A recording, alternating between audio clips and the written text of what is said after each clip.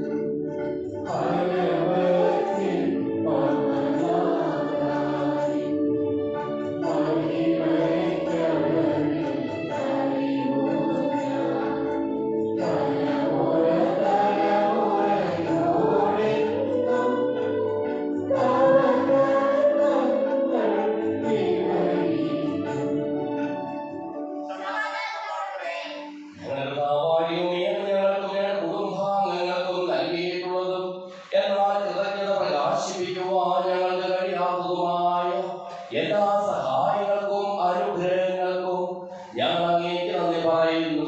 സകലത്തിനെയും നാഥായിലേക്കും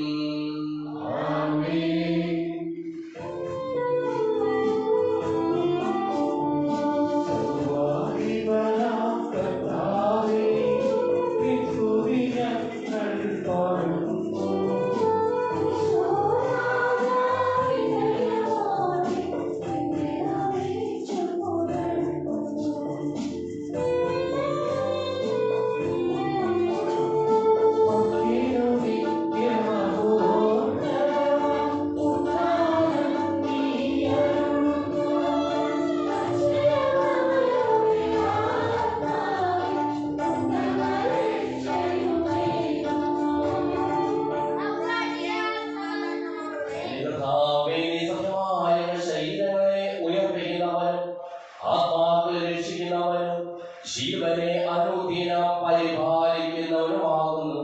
ഞങ്ങളെപ്പോൾ നിന്റെ സ്തുതിയും കൃതജ്ഞതയും ആരാധനയും സമർപ്പിക്കുവാൻ കടപ്പെട്ടവരാകുന്നു. സകലത്തിനെയും നാഥായിലേക്കും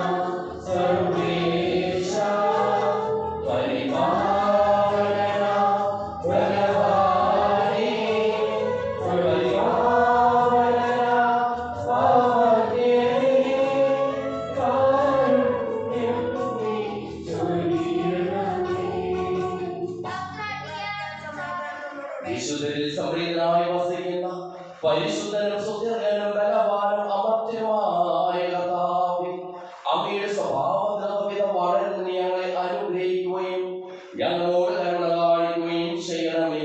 സകലത്തിനെയും നാഥായിലേക്കും സഹോദരരെ, ഉൽപ്പത്തിയുടെ പുസ്തകത്തിലുള്ള വായന അധ്യായം 2 തിരുവചനങ്ങൾ 8 മുതൽ 17 വരെ.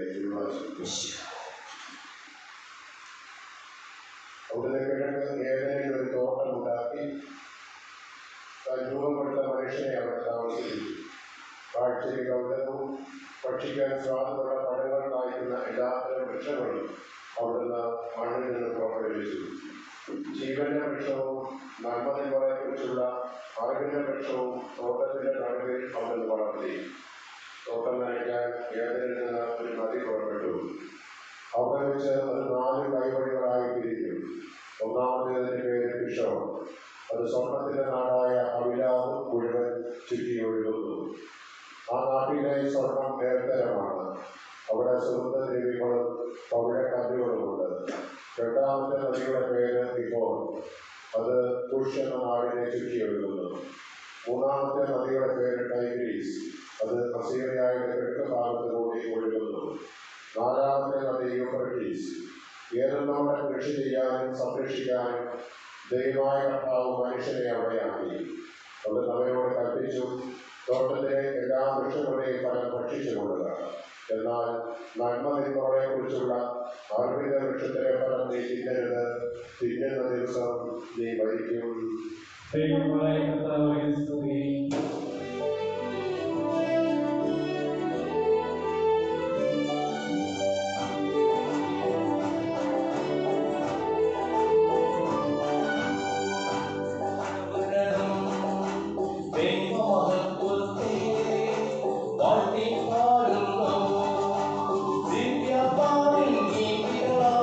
Hallelujah,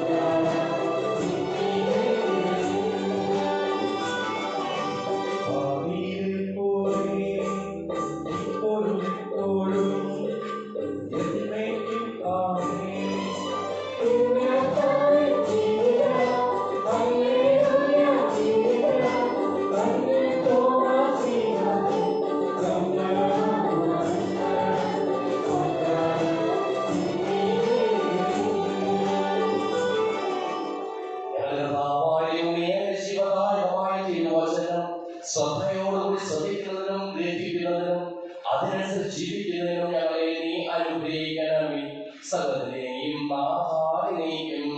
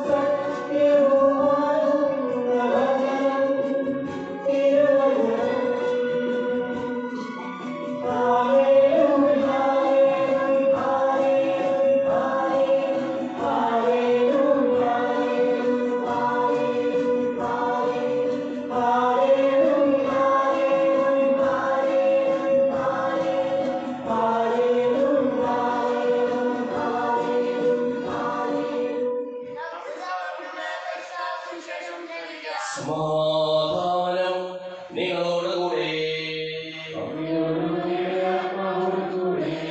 യോഹന്നാൻ അറിയിച്ച നമ്മുടെ കർത്താവിന്റെ പരിശുദ്ധ സുവിശേഷം 20-ാം അധ്യായം 24 മുതലുള്ള തിരുവചനങ്ങൾ. 12 പേരിൽ ദിദിമോസ് എന്ന് വിളിക്കപ്പെടുന്നവരുമായ തോമസ് യേശു വന്നപ്പോൾ അവരോടുകൂടി ഉണ്ടായിരുന്നില്ല. അതുകൊണ്ട് മറ്റു ശിഷ്യന്മാർ അവരോട് പറഞ്ഞു, ഞങ്ങൾ കർത്താവിനെ കണ്ടു. എന്നാൽ തോമസ് പറഞ്ഞു, അവന്റെ കൈകളിൽ ആണികളുടെ പഴുതുകൾ ഞാൻ കാണുകയും അവയിൽ എന്നെ വിരലിടുകയും അവന്റെ പാർശ്വത്തിൽ എന്നെ കൈവയ്ക്കുകയും ചെയ്താലല്ലാതെ ഞാൻ വിശ്വസിക്കുകയില്ല. 8 ദിവസങ്ങൾക്ക് ശേഷം വീണ്ടും അവന്റെ ശിഷ്യന്മാർ വീട്ടിൽ ആയിരുന്നപ്പോൾ തോമസും അവരോട് കൂടി ഉണ്ടായിരുന്നു. വാതിലുകൾ അടച്ചിരുന്നു.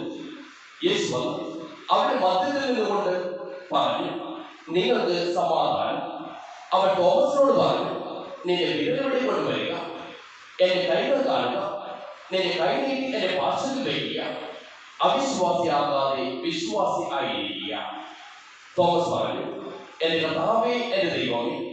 യേശു അവരോട് പറഞ്ഞു, നീ എന്നെ കണ്ടതുകൊണ്ട് വിശ്വസിച്ചു, കാണാതെ തന്നെ വിശ്വസിക്കുന്നവർ ഭാഗ്യവാന്മാർ.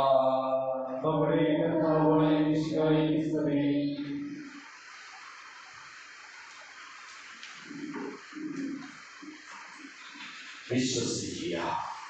തോമസിനെ പോലെ വിശ്വസിക്കാതെ സ്നേഹമുള്ള മാതാപിതാക്കളെ, ബഹുമാനപ്പെട്ട സഹോദരി സഹോദരന്മാരെ, പ്രിയ കുഞ്ഞുമക്കളെ, ഭാരതത്തിന്റെ നീതിന്യായ വ്യവസ്ഥയിൽ പുതുതായിട്ട് ക്രിമിനൽ വഴി 3 നിയമ സംഹിതകൾക്ക് ഗവൺമെന്റ് ഈ കഴിഞ്ഞ 1-ാം തീയതി പ്രാബല്യത്തിൽ വരുത്തി. ഭാരതീയ നാഗരിക സുരക്ഷാ സംഹിത CRPC, ഭാരതീയ ന്യായ സംഹിത IPC, ഭാരതീയ സാക്ഷ്യ അധീനം എവിഡൻസ് ആക്ട്, സാക്ഷ്യം ആക്ട്. ഇതിൽ സാക്ഷ്യത്തിനായിട്ട് സാക്ഷികളെ കൊണ്ടുപോകുമ്പോൾ എടുക്കുന്ന ഒന്നാണ് ഭാരതീയ ന്യായ അധീനം.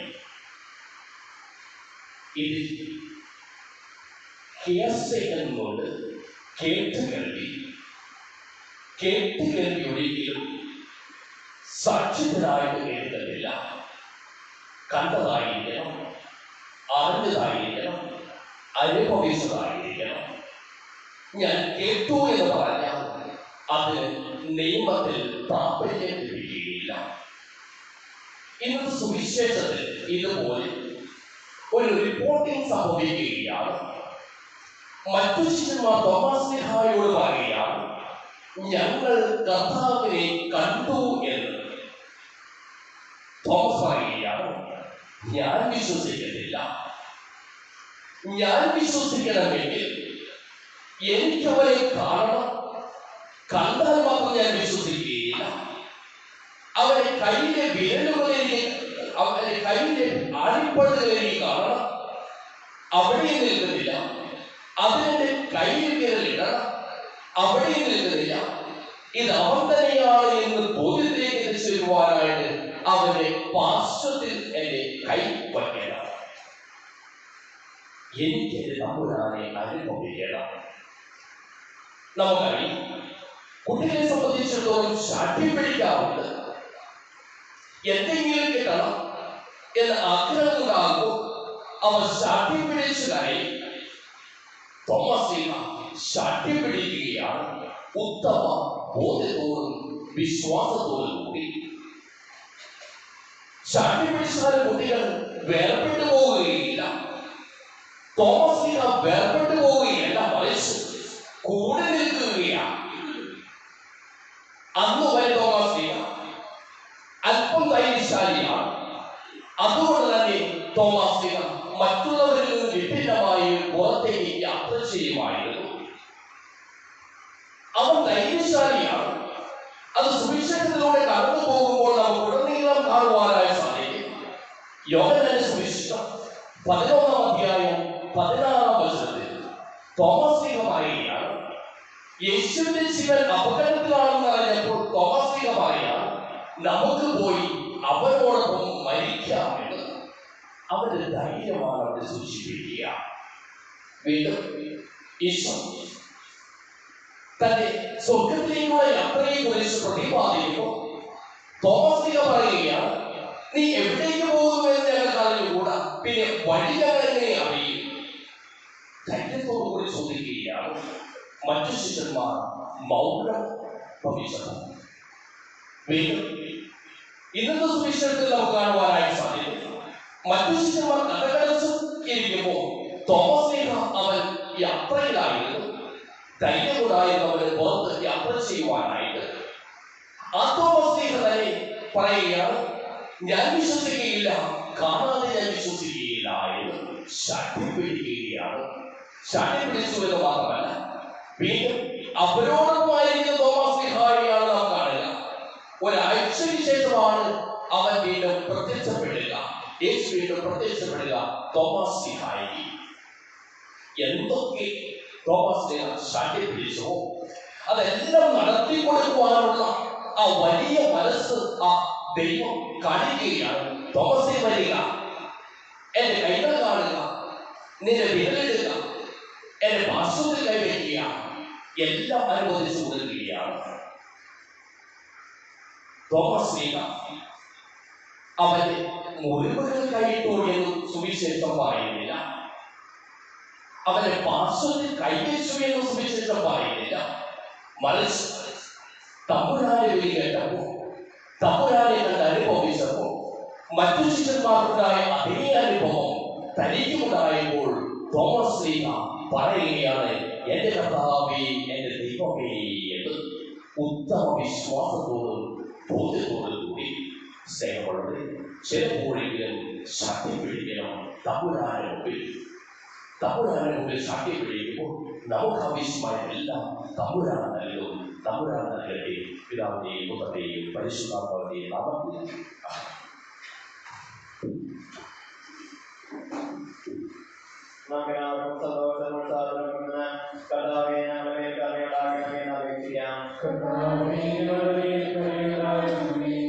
വഴിയും സത്യവും ജീവനും ഞാനാകുന്നു എന്ന് ഞങ്ങൾ വെളിപ്പെടുത്തിയ മിശിഹായെ, നിന്നെ ഞങ്ങൾ സർവസ്വമായി സ്വീകരിച്ച് ജീവിക്കുവാൻ ഞങ്ങളെ അനുഗ്രഹിക്കണമെന്ന് ഞങ്ങൾ അപേക്ഷിക്കുന്നു. എന്റെ കർത്താവേ, എന്റെ ദൈവമേ, എന്നുദ്ഘോഷിച്ചുകൊണ്ട് നിങ്ങളുടെ വിശ്വാസം ഏറ്റുപറഞ്ഞ തോമസ് ലീഹയെ പോലെ കർത്താവ് ദൈവവും എന്നെ ഏറ്റുപറയുവാൻ ഞങ്ങളെ അനുഗ്രഹിക്കണമെന്ന് ഞങ്ങൾ അപേക്ഷിക്കുന്നു. നമുക്കും അവനോട് കൂടെ പോയി മരിക്കാമെന്ന് പറഞ്ഞുകൊണ്ട് ധീരതയോടെ നിന്നെ അനുഭവിച്ച തോമസ് ലീഹയെ പോലെ നിന്നെ പ്രതി ജീവൻ പോലും ത്യജിക്കുവാൻ ഞങ്ങളെ ശക്തരാക്കണമെന്ന് ഞങ്ങൾ അപേക്ഷിക്കുന്നു. ഞങ്ങളുടെ പിതാവായ തോമസ് ലീഹയുടെ മാതൃകയെ വിരിച്ച് സത്യവിശ്വാസികളുടെ മരിക്കുവാൻ സന്നദ്ധരായ അനേകം മിഷണറിമാരെ സഭയ്ക്ക് നൽകണമെന്ന് ഞങ്ങൾ അപേക്ഷിക്കുന്നു. ഭാരതത്തിലെ സ്ലീഹായും ഞങ്ങളുടെ പിതാവുമായ തോമസ് ലീഹയുടെ കൂടെ നീതിമാന്മാരുടെ ഗർഭത്തിൽ ഞങ്ങൾക്ക് ഓഹരിയും ഭാഗഭാഗ്യവും നൽകണമെന്ന് ഞങ്ങൾ അപേക്ഷിക്കുന്നു. വിശുകാല സഭയുടെ നേതാവായ ഞങ്ങളുടെ പരിശുദ്ധ പിതാവ് ഫ്രാൻസിസ് പാപ്പായും ഞങ്ങൾ സഭയുടെ പിതാവ് തലവനുമായ മേധാവി ബിഷപ്പ്മാർ റാഫേൽ ഞങ്ങൾ മറ്റെല്ലാവരെയും ആത്മീയ നന്മ നൽകി അനുഗ്രഹിക്കണമെന്ന് കർത്താവിനോട് ഞങ്ങൾ അപേക്ഷിക്കുന്നു. കർത്താവായ മിശിഹായെ, നിന്റെ കൃപയാൽ ഞങ്ങൾ എല്ലാവരും രക്ഷിക്കുകയും നിന്റെ ശാന്തിയും സമാധാനവും ഞങ്ങൾ വർദ്ധിപ്പിക്കുകയും ചെയ്യണമെന്ന് ഞങ്ങൾ അപേക്ഷിക്കുന്നു. നമുക്കെല്ലാവർക്കും നമ്മെ ഓരോരുത്തരെയും പിതാവിനും പുത്രനും പരിശുദ്ധാത്മാവിനും സമർപ്പിക്കാം.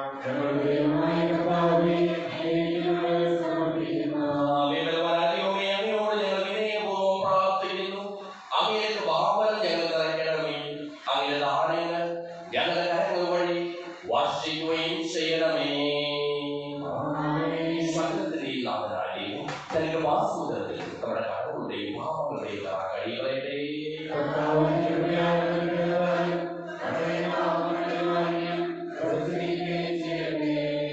ഈ അവസരത്തിലോ കബരാധികാരിലേക്ക് നമ്മുടെ യോഗത്തിൽ അഭിഷേകം സമർപ്പിക്കാം. വിശ്വമാസിഹായുടെ ഭാരതീയമായ മാസിഹായുടെ മധ്യസ്ഥം തേടുകയും ചെയ്യാം. അങ്ങയുടെ ആദ്യമായ എപ്പോഴും ഞങ്ങൾ സ്തുതിക്കും. നമ്മുടെ രക്ഷയ്ക്ക് വേണ്ടി സംസ്കാരത്തിനെയും ഓർമ്മയാചരിക്കുവാൻ വഴി പിതാവായ ദൈവം തന്റെ ഈ കുർബാന സ്വീകരിക്കുമാറാകട്ടെ.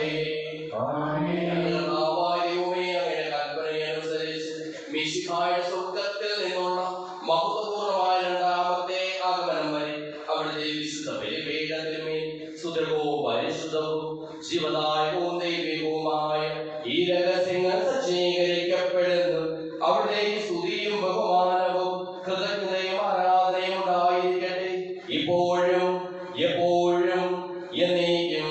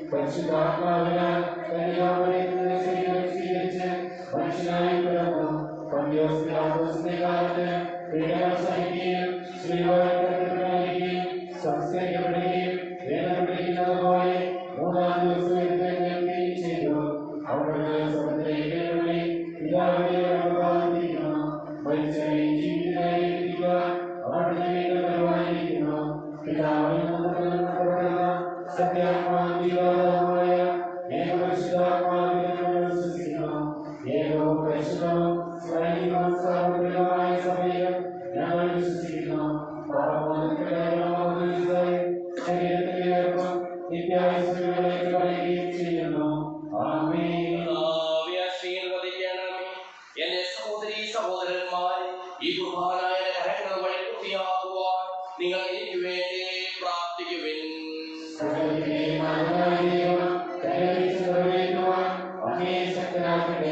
ഈ കുർബാന സ്വീകരിക്കട്ടെ.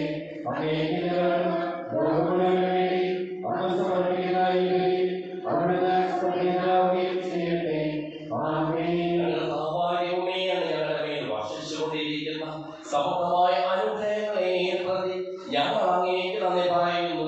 അങ്ങയുടെ പ്രിയപുത്രന്റെ ശരീരങ്ങളാകുന്ന ദിവരഹസ്യങ്ങളുടെ ശുശ്രൂഷകരാകുവാനും സ്വീകരിക്കുന്നവരാകുവാനും എളിയവരും പാപികളുമായിരുന്നിട്ടും ഞങ്ങളെ അങ്ങ് കാരുണ്യാഗ്രഹത്താൽ യോഗ്യരാക്കി. അങ്ങ് നൽകിയ ഈ ദാനം തികഞ്ഞ സ്നേഹത്തോടും ഉറച്ച വിശ്വാസത്തോടും കൂടി പരികർമ്മം ചെയ്യുവാൻ ഞങ്ങളെ ഓരോരുത്തരെയും ശക്തരാക്കണമെന്ന് അങ്ങയോട് ഞങ്ങൾ അപേക്ഷിക്കുന്നു. ഞങ്ങൾ അങ്ങേക്ക് സ്തുതിയും ബഹുമാനവും കൃതജ്ഞതയും ആരാധനയും സമർപ്പിക്കുന്നു, ഇപ്പോഴും എപ്പോഴും എന്നേക്കും. സമാധാനം നിങ്ങളോടുകൂടെ.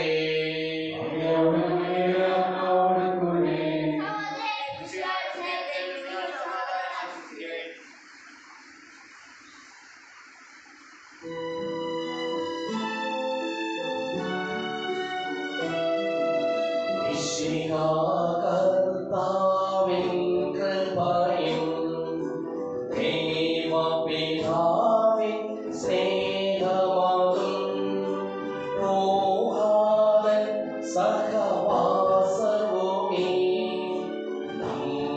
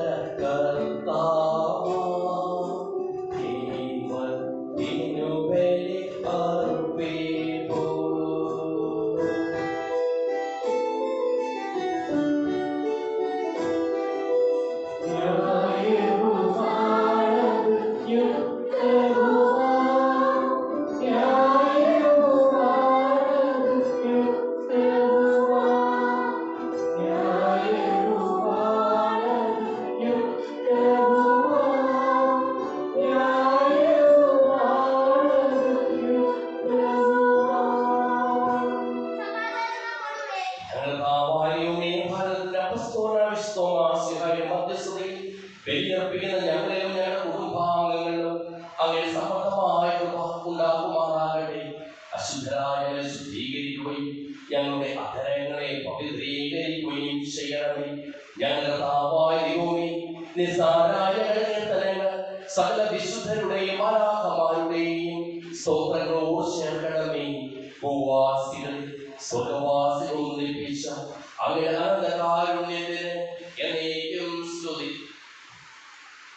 ഉയർന്ന സ്വരത്തിൽ ഇടപെടാതെ സ്തുതിച്ചുകൊണ്ട് ഞങ്ങൾ ഒന്ന് ചേർന്ന് ഉദ്ഘോഷിക്കുകയും ചെയ്യുന്നു.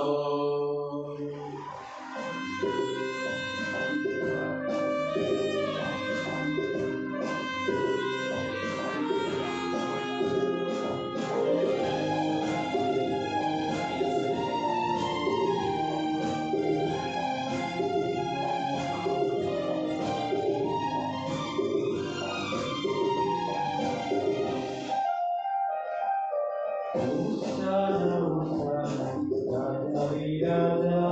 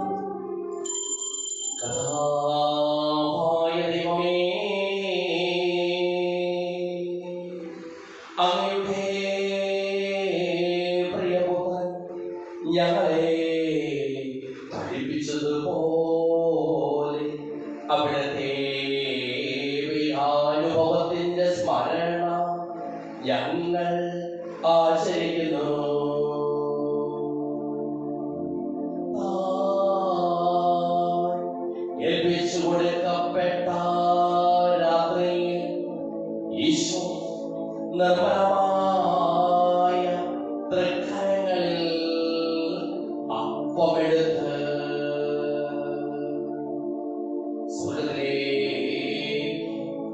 ആരാധ്യനായ പിതാവേ, അങ്ങയുടെ പക്കലേക്ക് കണ്ണുകൾ ഉയർത്തി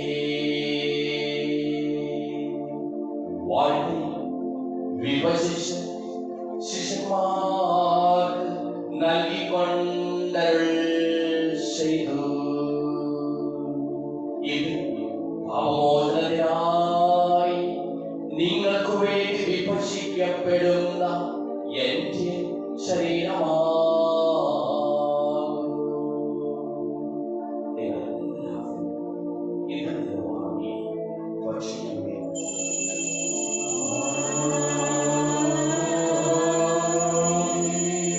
അപ്രകാരം തന്നെ കാസയുമെടുത്ത് സ്തോത്രം ചെയ്ത് വാഴ്ത്തി അവർക്ക് നൽകിക്കൊണ്ടരുൾ ചെയ്തു. ഇത് പാപമോചനത്തിനായി അനേകർക്കു വേണ്ടി ശുദ്ധപ്പെടുന്ന പുതിയ ഉടമ്പടിയിൽ എന്റെ രക്തമാകുന്നു. നിങ്ങളെല്ലാവരും ഇതിൽ വാങ്ങി പാനം ചെയ്യും.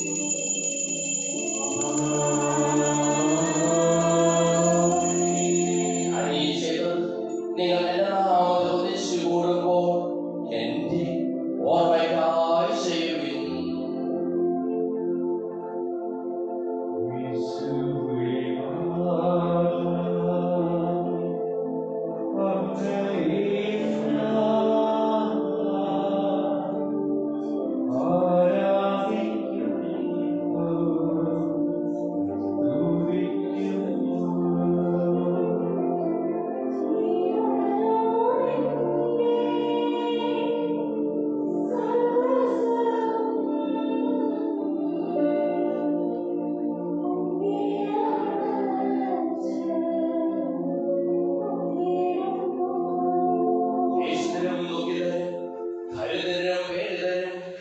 രോഗികളും ആകുലരുമായ എല്ലാവർക്കും വേണ്ടിയും ഞങ്ങളുടെ ഇടയിൽ നിന്ന് അങ്ങയുടെ നാമത്തിൽ വേർതിരിഞ്ഞു പോയ എല്ലാ മനുഷ്യർക്കു വേണ്ടിയും ഞങ്ങളുടെ പ്രാർത്ഥന സഹായം പ്രത്യേകം ആവശ്യപ്പെട്ടിരിക്കുന്ന എല്ലാവർക്കും വേണ്ടിയും ഞങ്ങളുടെ മാതാപിതാക്കൾക്കും ബന്ധുമിത്രാദികൾക്കും കുടുംബാംഗങ്ങൾക്കു വേണ്ടിയും ഞങ്ങളെ സ്നേഹിക്കുന്നവർക്ക് വേണ്ടിയും ഞങ്ങൾ സ്നേഹിക്കുന്നവർക്ക് വേണ്ടിയും അങ്ങയുടെ കാരുണ്യത്തെ പ്രത്യാശപൂർവ്വം കാത്തിരിക്കുന്ന അയോഗ്യരായ ഞങ്ങൾക്ക് ഓരോരുത്തർക്കും വേണ്ടിയും കർത്താവേ അങ്ങേ കുർബാന സ്വീകരിക്കണമേ. കർത്താവേ അങ്ങയുടെ പരിശുദ്ധാത്മാവ്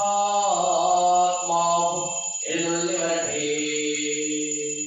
അങ്ങയുടെ ദാസരുടെ കുർബാനയിൽ അവിടുന്ന് ആവസിച്ച് ഇതിനെ ആശീർവദിക്കുകയും പവിത്രീകരിക്കുകയും ചെയ്യട്ടെ.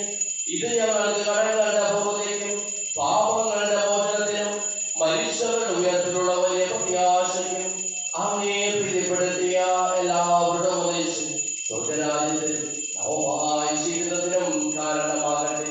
സജീവവും പരിശുദ്ധവും ജീവദായകവുമായ നാമത്തിൽ സ്തുതിയും ബഹുമാനവും കൃതജ്ഞതയും ആരാധനയും ഞങ്ങൾ സമർപ്പിക്കുന്നു, ഇപ്പോഴും എപ്പോഴും എന്നേക്കും.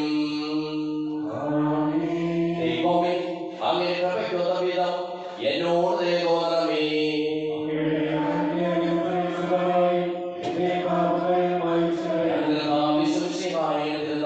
സ്തുതിയും ആരാധനയും എപ്പോഴും ഉണ്ടായിരിക്കട്ടെ. സജീവവും ജീവദായകവുമായ ഈ തിരുശരീരവും തിരുരക്തവും സ്വർഗത്തിൽ ഇറങ്ങിയതും ലോകത്തിന് മുഴുവൻ ജീവൻ നൽകുന്നതുമാകുന്നു. ഇത് ഭക്ഷിക്കുന്നവർ മരിക്കുകയില്ല, പ്രത്യുത പാപമോചനവും രക്ഷയും പ്രാപിക്കുകയും നിത്യം ജീവിക്കുകയും ചെയ്യും.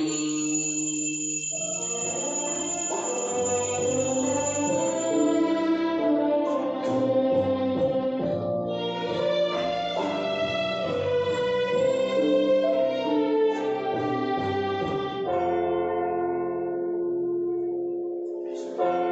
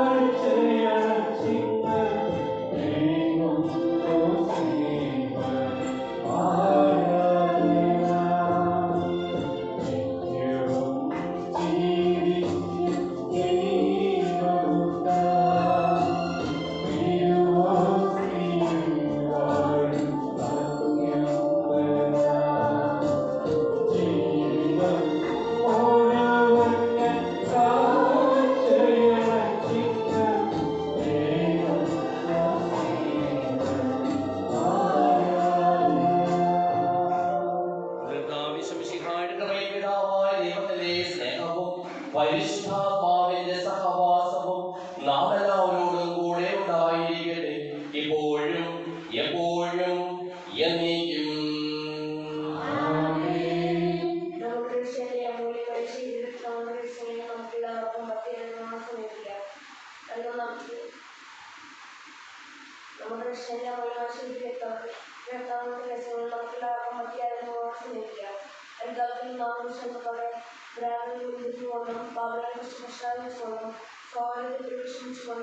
നമുക്ക് സഹായത്തിന്റെ നാളെയോട് പ്രമേയം ആമോദം ചെയ്യാം.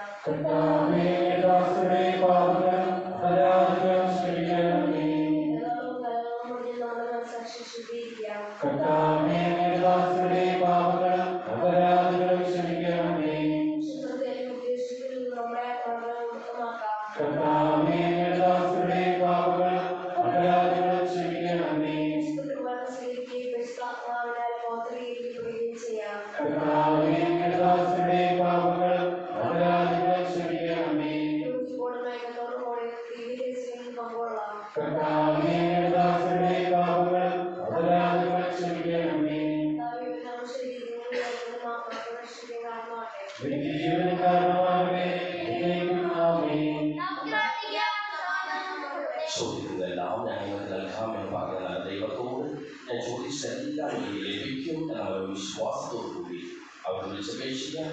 സുഖസ്നായ പിതാവേ, അങ്ങയുടെ രാജ്യം വരണമേ, അങ്ങയുടെ മനസ്സ് സ്വർഗ്ഗത്തിലെ പോലെ ഭൂമിയിലുമാകണമേ. ഞങ്ങൾക്ക് ആവശ്യമായ ആഹാരം ഇന്ന് ഞങ്ങൾക്ക് തരണമേ. ഞങ്ങളുടെ കടക്കാരോട് ഞങ്ങൾ ക്ഷമിച്ചതുപോലെ ഞങ്ങളുടെ പാപങ്ങളും ഞങ്ങളോട് ക്ഷമിക്കണമേ. ഞങ്ങളെ പ്രലോഭനത്തിലിടയാക്കരുതേ, ദുഷ്ടാരൂപിയിൽ നിന്ന് രക്ഷിക്കണമേ. എന്തുകൊണ്ടെന്നാൽ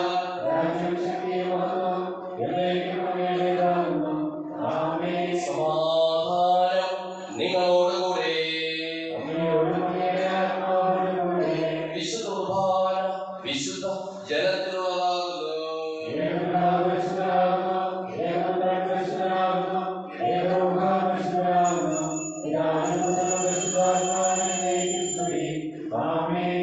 ജീവിക്കുന്ന ദൈവത്തെ നിങ്ങൾ പ്രകീർത്തിക്കുവിൻ.